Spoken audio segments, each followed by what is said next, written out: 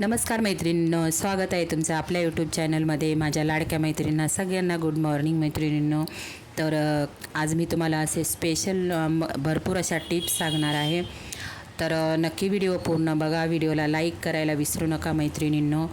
आणि कोण नवीन मैत्रिणी असतील चॅनलला माझ्या प्लीज सबस्क्राईब पण करा. आणि तुम्हाला माझे व्हिडिओ कोणते बघायला आवडतील नक्की मला कॉमेंट करून सांगा.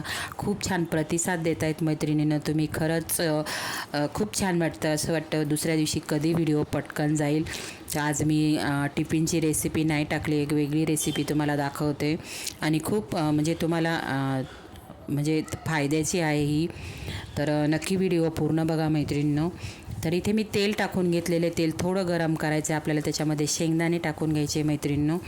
तेलामध्ये शेंगदाणे आपल्याला व्यवस्थित तळून घ्यायचे आहेत. आणि मी आज तुम्हाला पोह्यांची रेसिपी दाखवते. साधी सिंपल रेसिपी आहे, पण काय होतं कोणाकोणाचे पोहे एकदम चिकट होतात, कडक होतात. तर काय काय टिप्स सांगते बघा मी. तर आपल्याला पोहे बनवायचे असेल ना मैत्रिणींनो, तर 10 ते 10 मिनिट तरी आपल्याला पोहे 1-2 पाण्यातून स्वच्छ धुवून घ्यायचे आहे. आणि पाणी नितळून आपल्याला पूर्ण पाण्याचा अंश पोह्यांमधून काढून टाकायचा आहे. आणि पोहे मोकळे करून सुके होण्यासाठी मोठ्या ताटामध्ये पसरून ठेवायचे आहेत मैत्रिणींनो. तर तुमचे पोहे कधी चिकट होणार नाही, एकदम मोकळे पोहे होतात. आणि पोह्यांमध्ये थोडी कमी हळद वापरायची, तर कलर पण छान येतो आपल्या पोह्यांना. आणि आता इथे बघा मी शेंगदाणे माझे तळून घेतलेले आहेत. शेंगदाणे तळून घेतल्यानंतर एक साईडला काढून घ्यायचे आहेत, कारण आपण ज्या सगळ्या नंतर जिरं, मोहरी म्हणा, कांदा, मिरची टाकणार, त्याच्यामध्ये आपले शेंगदाणे जळल्या जातात. त्याच्यामुळे शेंगदाणे आपल्याला पोह्यांवरती काढून घ्यायचे आहेत एक साईडला.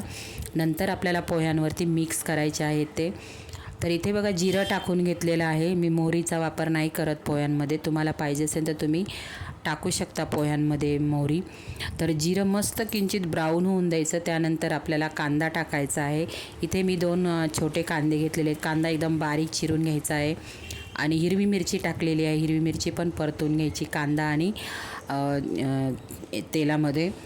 तर आता मीठ टाकून घेत आहे मी. तर मीठ कांद्यामध्येच टाकायचं, म्हणजे कसं पोह्यांना पण नंतर व्यवस्थित लागलं जातं. तर कांदा आपला इथे परतून झालेला आहे व्यवस्थित.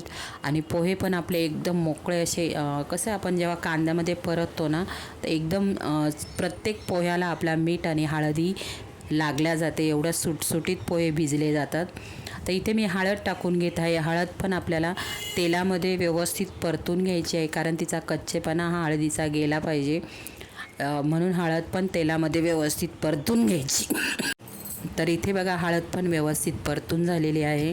आता त्यानंतर आपल्याला जे भिजवलेले पोहे आहेत ते टाकून घ्यायचे आहेत आपल्याला. तर इथे पोहे टाकून घेते मी. बघा किती एकदम एक एक दाणा आपला मोकळा झालेला पोह्यांचा. एवढे मस्त सुटसुटीत पोहे बनतात. आणि कसं खायला देताना पण छान वाटतात आपल्याला.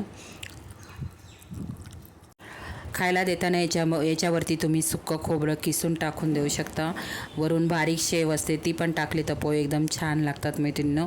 तर बघा आपल्या पोह्यांना किती मस्त असा कलर आलेला आहे. म्हणजे खूप पिवळे पण नाही. तेलाचा पण याच्यामध्ये कमी वापर करायचा. आपण जेव्हा म्हणजे पोहे कढईला चिटकले नाही पाहिजे, तर आपल्याला अगोदर कढई गरम करून घ्यायची आहे. आणि पूर्ण साईडने आपल्याला तेल पूर्ण पसरून घ्यायचं आहे कढईला. त्याने काय होतं आपल्या कढईला आहे ना, पोहे चिटकत नाहीत. आणि इथे बघा मी वरून मस्त अशी कोथिंबीर, हिरवीगार कोथिंबीर टाकून घेतलेली आहे. आणि 1 मिनटासाठी आपल्याला झाकण ठेवायचं, म्हणजे जी वाफ तयार होते त्याने एकदम मऊ असे पोहे तयार होतात. मैत्रिणींनो, या सगळ्या टिप्स तुम्हाला कशा वाटल्या नक्की मला एक कॉमेंट करून सांगा. तुमच्या कॉमेंटची मी वाट बघते. व्हिडिओ कसा वाटला पोह्यांचा नक्की एक कॉमेंट करा.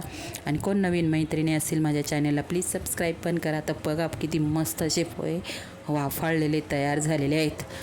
तर चला आता मी प्लेटमध्ये काढून घेते आणि या मैत्रिणींना नाश्त्यासाठी.